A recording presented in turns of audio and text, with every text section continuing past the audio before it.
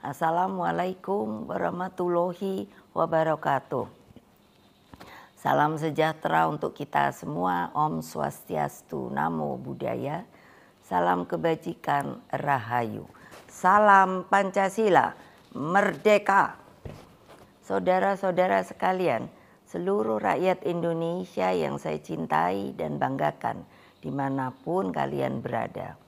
Puji syukur kehadirat Allah Subhanahu wa Ta'ala atas rahmat dan karunia-Nya yang diberikan kepada kita semua. Pada momentum yang sangat baik ini, setelah mendengarkan dengan seksama terhadap apa yang terjadi dalam kehidupan politik kita masa sekarang dan mempertimbangkan segala sesuatunya dengan hati nurani yang jernih, sebagai kontemplasi, maka saya memutuskan sudah tiba saatnya untuk berbicara. Berbicara dengan nurani, berbicara dengan tuntunan akal sehat, dan berbicara dengan kebenaran yang hakiki. Dengan melihat persoalan yang kita hadapi akhir-akhir ini, maka izinkan saya berbicara di sini sebagai anak bangsa yang ikut berjuang bagi tegaknya demokrasi Indonesia, juga berbicara sebagai Presiden kelima Republik Indonesia dan sebagai Ketua Umum Partai Demokrasi Indonesia Perjuangan. Saudara-saudara sekalian, keputusan Majelis Kehormatan Mahkamah Konstitusi telah memberikan cahaya terang di tengah kegelapan demokrasi. Keputusan MK tersebut menjadi bukti bahwa kekuatan moral, politik kebenaran, dan politik akal sehat tetap berdiri kokoh meski menghadapi rekayasa hukum konstitusi. Kita semua tentunya sangat-sangat prihatin dan menyayangkan mengapa hal tersebut sampai terjadi. Berulang kali saya mengatakan bahwa konstitusi itu adalah pranata kehidupan berbangsa dan bernegara yang harus diikuti dengan seluruh-seluruhnya. Konstitusi tidak hanya ditaati sebagai sebuah hukum dasar tertulis, namun konstitusi itu harus memiliki roh yang mewakili kehendak, tekad, dan cita-cita tentang bagaimana bangunan tata pemerintahan negara disusun dan dikelola dengan sebaik-baiknya, seperti yang dicita-citakan oleh para pendiri bangsa. Apa yang terjadi saat ini mengingatkan saya ketika sebagai Presiden Republik Indonesia saat itu diperintahkan melalui perubahan ketiga Undang-Undang Dasar 1945 yang diatur dalam pasal 7B, pasal 24 ayat 2 dan pasal 24C tentang dibentuknya Mahkamah Konstitusi. Dari namanya saja, Mahkamah Konstitusi ini seharusnya sangat-sangat berwibawa, memiliki tugas yang sangat berat dan penting guna mewakili seluruh rakyat Indonesia di dalam mengawal konstitusi demokrasi. Dengan perannya yang begitu penting, saya sangat serius menggarap pembentukannya. Saya sebagai Presiden didampingi oleh Menteri Sekretaris Negara mencarikan sendiri gedungnya, dan saya putuskan berada di dekat istana, yaitu suatu tempat yang sangat strategis yang disebut sebagai Ring 1, sehingga Mahkamah Konstitusi tersebut harus bermanfaat bukan bagi perorangan, tapi bagi rakyat, bangsa, dan negara.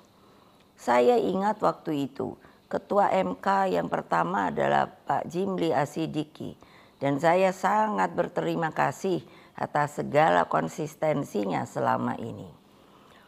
Saudara-saudara sekalian, seluruh rakyat Indonesia yang saya cintai dan banggakan, dengan seluruh suasana kebatinan terkait pembentukan MK ini, apa yang menjadi kehendak rakyat melalui reformasi adalah suatu perlawanan terhadap watak dan kultur pemerintahan yang pada waktu itu memang sangat otoriter.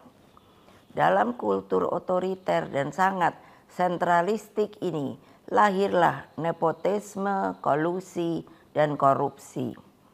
Praktek kekuasaan yang seperti inilah yang mendorong lahirnya reformasi.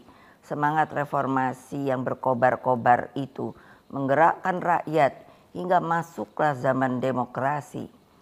Bukan sebuah proses yang mudah, bukan yang indah, karena pada waktu itu sampai saat ini kita masih seharusnya mengenang dengan perasaan hati yang begitu sedih atas pengorbanan rakyat dan mahasiswa melalui peristiwa Kuda Tuli, peristiwa Trisakti, peristiwa Semanggi, hingga berbagai peristiwa penculikan para aktivis, bagian dari rakyat, dan lain-lain.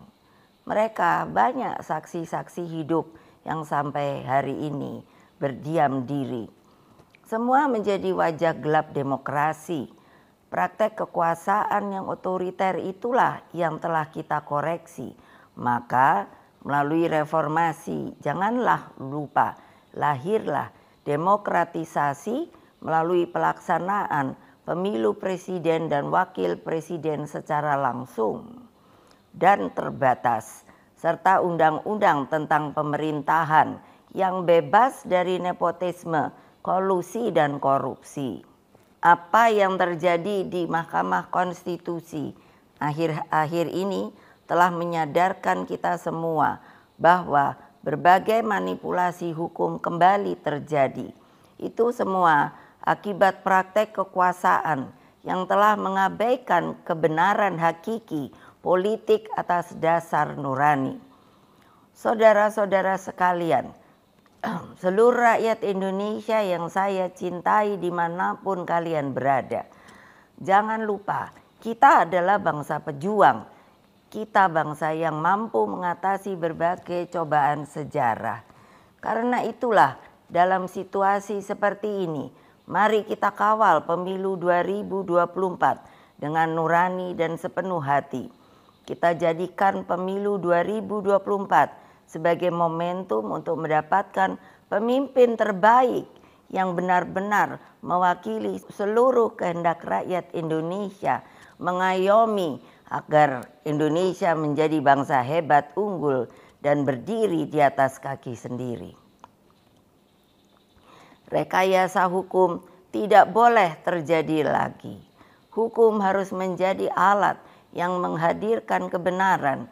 Hukum harus menjadi alat mewujudkan keadilan. Hukum harus menjadi alat mengayomi seluruh bangsa dan negara Indonesia. Dengan keadilan inilah kemakmuran pasti akan bisa diwujudkan. Karena itulah terus genggam erat semangat reformasi itu.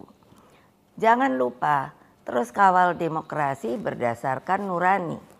Jangan takut untuk bersuara, jangan takut untuk berpendapat, selama segala sesuatunya tetap berakar pada kehendak hati rakyat. Terus kawal dan tegakkan demokrasi. Itulah kewajiban kita sebagai warga bangsa dan bahkan menjadi keharusan setiap anak negeri dan bangsa agar tidak terjadi kesewenang-wenangan.